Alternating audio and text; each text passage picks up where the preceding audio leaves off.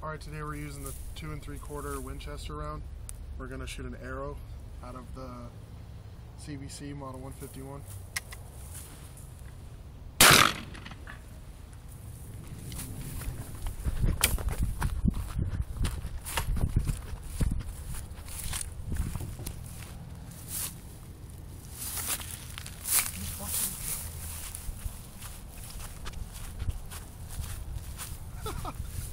Ha